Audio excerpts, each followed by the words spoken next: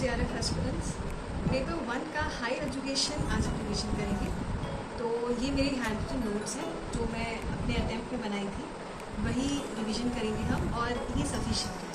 आपके पेपर 1 में जितने भी क्वेश्चंस आते हैं बस यही से आ जाएंगे, तो इसको हम अच्छे से रिवाइज करेंगे। और अगर इसकी PDF आपको चाहिए तो आप कमेंट बॉक्स में मुझे बता दीजिएगा, तो मैं इसकी PDF भी आपके साथ शेयर करूँगी। मेनली हायर एजुकेशन के बहुत सारे पार्ट्स हैं, जैसे करंट अफेयर से भी काफ़ी कुछ रिलेट करता है। तो आज हम इवोल्यूशन से स्टार्ट करते हैं कि हायर एजुकेशन कैसे स्टार्ट हुआ।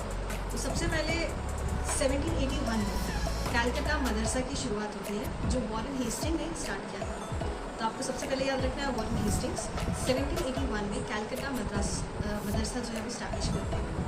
नेक्स्ट आएंगे जोनाथन डंकन 1791, इन्होंने संस्कृत कॉलेज वाराणसी की स्थापना की थी। तो वाराणसी में संस्कृत कॉलेज की स्थापना की थी, जो कि उसके अंदर हिंदू फिलॉसफी और लॉज पढ़ाए जाते हैं। वहीं 1800 में फोर्ट विलियम कॉलेज, जो लॉर्ड वेल्सली द्वारा इस्टेब्लिश किया गया।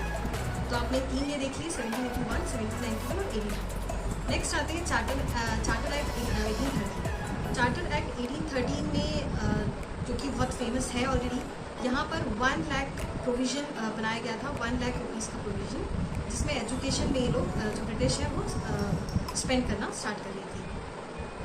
बट ये एजुकेशन कौन सी होगी? ये मिशनरी एजुकेशन के लिए उन्होंने 1 लाख का प्रोविज़न बनाया था, ठीक है, ताकि वो लोग प्रमोट कर सके मॉडर्न साइंस, क्योंकि उस समय हमारे पास इस तरह की स्टडी को लेके कोई भी अवेयरनेस नहीं थी, इसलिए उसको प्रमोट करने के लिए उन्होंने चार्टर एक्ट 1813 लेकर आई थी।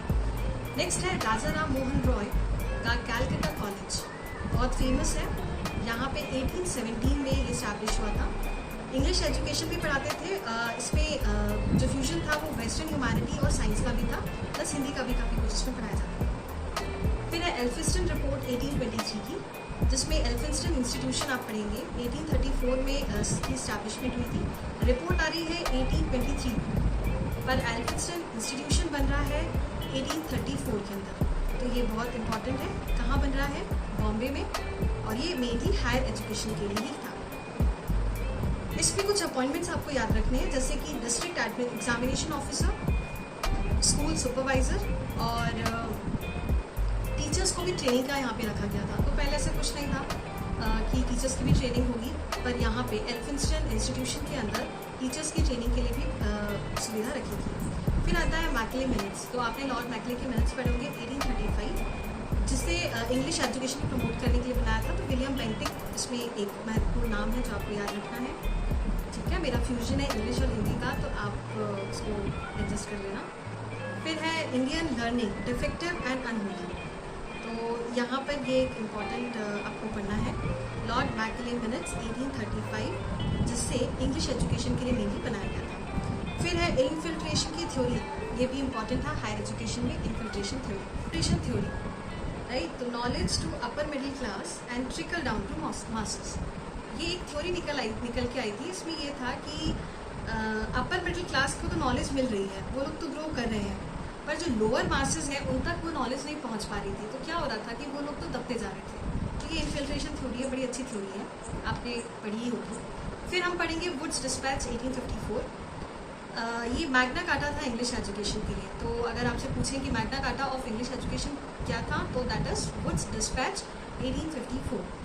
ये पहला कॉम्प्रिहेंसिव प्लान भी इसको कहा जाता है इंग्लिश एजुकेशन के लिए। फिर है जेडी बेथून का 1849, जिसमें बेथून स्कूल स्टैब्लिश किया गया था कैलकाटा के अंदर। ये पहला ऐसा इंस्टीट्यूशन था जो फोकस करा था वुमेन एजुकेशन को लेकर, तो बहुत इंपॉर्टेंट हो जाता है। जेडी बेथून आप याद रखेंगे 1849 के अंदर कैलकाटा। फिर है एग्रीकल्चरल इंस्टीट्यूशन, ये पूसा बिहार में स्टैब्लिश किया गया था। तो ये तो हमारे कुछ इंपॉर्टेंट हो गए। इसमें और आगे बढ़ेंगे तो हमारे पास कुछ कमीशन है, जैसे कि एक तो हंटर एजुकेशन कमीशन है। तो हंटर एजुकेशन कमीशन बहुत फेमस है एजुकेशन से रिलेटेड। 1882 टू 1883 इसका टाइम पीरियड रहा है। ये कमीशन जो था ये 1854 का, जो हमने वुड्स डिस्पैच का एजुकेशन का हमने पढ़ा मैग्ना कार्टा, इसको रिव्यू करने के लिए आया था। तो इसमें इन्होंने जो रिकमेंडेशन दी थी वो एक बार हम जल्दी से पढ़ लेते हैं। इसकी रिकमेंडेशन ये थी कि आपको फिज़िकल एजुकेशन ही प्रोवाइड करना है, जो लोकल और मीडियम बोर्ड्स में दिए जाते हैं, and grants in aid also female education. तो ये कुछ 3 चीज़ों पे ध्यान रखा गया था। ग्रांट्स एंड एड देना है, फीमेल एजुकेशन को प्रमोट करना है एंड ऑल्सो फिजिकल एजुकेशन को भी प्रमोट करना है।